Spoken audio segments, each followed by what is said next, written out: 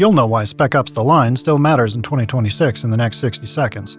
And you'll understand why the fact that it isn't always fun might actually be the entire point. This isn't a review. You can't review a game that was actively designed to hurt your feelings and realistically that you can only sometimes buy legitimately anymore. This is a retrospective on a title that willingly lit its own entertainment value on fire just to prove a point, and then stood there watching as the industry tried to pretend that it didn't feel the heat. It is one of the most important games of its era, not because it revolutionized shooting or movement, but because it tried to deconstruct the military shooter fantasy from inside the costume. Call is coming from inside the house. Usually we talk about shooter and action game mechanics, raw input, and hardware optimization. But today we're swapping out the hardware audit for a narrative autopsy. Now if you're new to the channel, we don't pad for watch time here. Here's the cliff notes for Spec Ops The Line. The highs. This is perhaps the single most successful Trojan Horse in gaming history. It masquerades as a generic military shooter specifically to trick you into lowering your guard so it can dismantle your hero complex. The narrative ambition here embarrasses modern AAA writing, turning the Call of Duty formula into a psychological horror story about complicity. And the lows. The gameplay is miserable, partially by accident and partially by design. The movement is heavy, the cover system is sticky, the shooting feels like work rather than play. The developers claim that this mechanical friction is intended to deny you the power fantasy. Whether you believe that is genius or just an excuse for Eurojank is up to you, but do not expect a smooth experience. If you play games strictly to relax or feel empowered, avoid this game. It hates you. But if you are interested in the medium's capacity for unpleasant art that challenges your baseline assumptions about violence and entertainment, this is a mandatory study. It is ugly. It is hostile, and as of 2024 has been delisted from most storefronts, erased by the very commercial machinery it tried to critique. Let's talk about the shooter that turned the mirror around. Put down the frame counter. We don't need it where we're going. To really understand why this game feels like a personal attack, you have to remember the landscape of 2012. You have to understand the machine it was trying to break. We were deep in the military entertainment complex of the day. The industry had perfected a very specific product, the high-gloss, ethically sanitized modern warfare shooter. Whether it was Call of Duty or Medal of Honor, the rhythm was identical. 1. You're a hyper-competent operator. 2. Your bad guys are legible, undeniable bad guys. And 3. Your violence is not just necessary, it is heroic.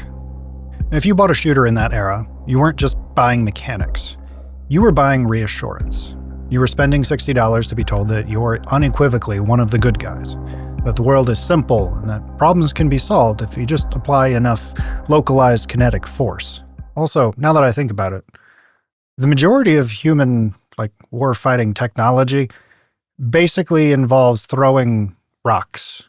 Either really big rocks that go pop when they hit, or really tiny rocks that go really fast. Spec Ops The Line looked at that comfortable rhythm, that feedback loop of pop culture and ideology, and decided to sabotage it. It asked the question that most games are too afraid to whisper. Why is pretending to kill people fun? And what does it say about us when we demand that it be clean? The brilliance here is that it didn't market itself as critique. It lied. The lead writer has been explicit about this. The generic presentation was a calculated deception. They built the protagonist, Captain Martin Walker, to be a standard issue action figure. In the developer's own words, he was designed to be a smartass, badass, and jerkass. He looks like every other stubble-chinned protagonist from 2007 to 2012. They marketed the game with slogans played completely straight, like, "Gentlemen, let's move," and "Welcome to hell." This is that Trojan Horse strategy. If the game had launched with an art house trailer about the horrors of PTSD, you probably wouldn't have played it. Or, if you did, you would have approached it with your guard up, treating it like a lecture. The critique only works because you arrived with the genre default mindset installed. The developers needed you to walk in expecting a mindless murder fest. They needed you to feel safe in your gamer identity, so that when they pulled the rug out, you fell harder. The only early warning you get, provided you're paying attention, is the main menu. It starts with a pristine American flag, but as you progress through the campaign, menu evolves. Flag tears, it gets dirty, hangs upside down as a universal sign of distress. It is a visual timer, counting down the collapse of the premise. But by the time you notice it, you're already inside. All right, we have to talk about the elephant in the room here. The reason this game is a hard sell in 2026 is that the gameplay feels bad. When it launched, the reviews were mixed. Game Informer called the shooting uneven and the cover touchy. IGN noticed it lacked the visceral pop of its competitors. The movement is heavy. The sticky cover system feels like you're fighting the geometry as much as the enemy. In a normal review, I would tear this apart as incompetence. I would show you the frame times and tell you the developers failed to optimize the controls. But here, we have to consider a different possibility: intentional mechanical friction. The developers have stated retrospectively that the mechanics were designed to feel weary, loud, chaotic, and unpleasant. They didn't want you to feel like a super soldier.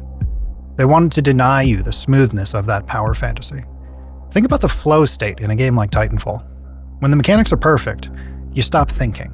You become a machine. Action, reaction, dopamine. Spec Ops interrupts that circuit. It makes the violence physically annoying, so that you cannot ignore that it's ethically grotesque. If the shooting felt amazing, if popping heads felt crisp and rewarding, you'd be morally anesthetized. You'd be having too much fun to notice you're committing war crimes. By making the gameplay bad, the game forces you to experience the violence as work, as drudgery. Is this a convenient excuse for Eurojank design? Yeah, maybe. It's a very convenient shield for a studio that maybe just couldn't code a good third-person camera. But in the context of the narrative, it works. The friction isn't a bug. It is a texture of the argument. And then we hit the hinge point. The moment that the game stops being a generic shooter and becomes a horror story. The White Phosphorus scene. Walker and his team are pinned down. You are outnumbered. The game presents you with a mortar console. You look through a black and white thermal camera, distanced, clinical, detached. You see white thermal signatures. You press a button. You rain chemical fire on them. There is no skill check here. There is no way to flank. There is no way to progress the story unless you click the button. When the smoke clears, the game forces you to walk through the wreckage. And you find out those targets weren't just soldiers. There were dozens of civilians the soldiers were protecting. You burned them alive. Sit with that sentence for a second. This is the moment that players have argued about for a decade. Forums, Reddit, usual spots are full of people saying, the game cheated. I didn't have a choice. I tried to shoot my way through, but the game forced me to use the mortar. They argued that because they lacked agency, the game has no right to judge them. And that defense is exactly the trap. The developers' response to this criticism was brutal. They said the alternative was to not play the game. The game is arguing that your agency was exercised when you purchased it. Your choice was made when you decided to seek entertainment in a military shooter. By initiating the game, by engaging with the genre, you're complicit. You don't get to wash your hands of the result just because you were following orders. Or, in this case, following the objective marker. The game isn't judging Walker. It's judging you for needing to see the end of the story so badly that you were willing to push the button. And after that White Phosphorus, the game does not just continue. It fractures. And this is where the narrative autopsy gets interesting. We need to talk about the architecture of madness on display. The developers meticulously track Walker's collapse, not just in the story, but in the assets themselves. I want you to look at the details. In Chapter 1, Walker is a standard-issue protagonist, clean-shaven, his uniform is pristine. He checks his corners, he uses proper radio etiquette. But as you descend, the character model literally rots. By the final act, his face is burned and scarred, his uniform is shredded. He stops looking like a soldier and starts looking more like a victim of the disaster he's trying to fix. But the real decay is in the audio. I want you to listen to the barks, the automatic lines the characters shout during combat. In Chapter 1, Walker's a professional. He yells, "Target down," or "Reloading." It's clean, it's disciplined, by the numbers. One down! And by Chapter 12, Walker is unhingedly screaming. He's dead! Fuck! Hurry, hurry!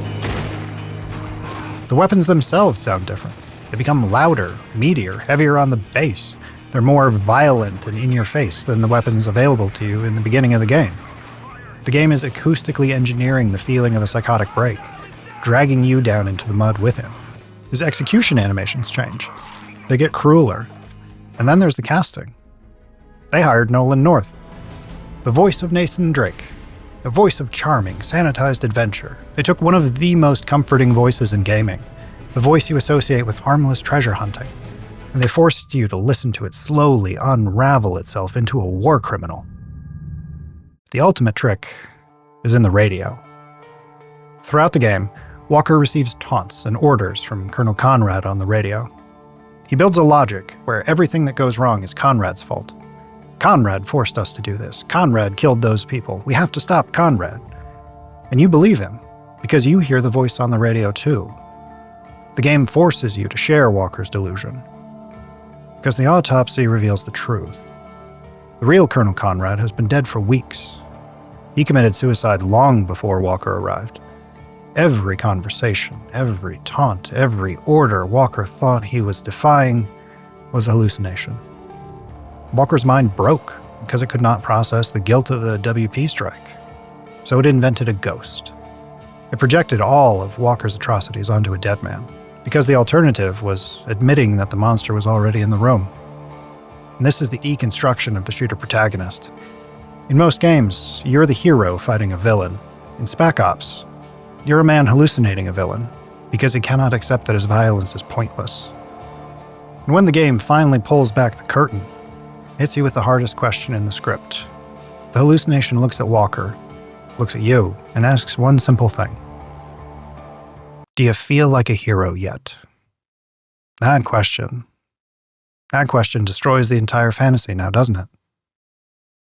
It implies that you, the player, kept pushing forward, kept killing, kept listening to the voices in your head, simply because you wanted to feel like something you're not.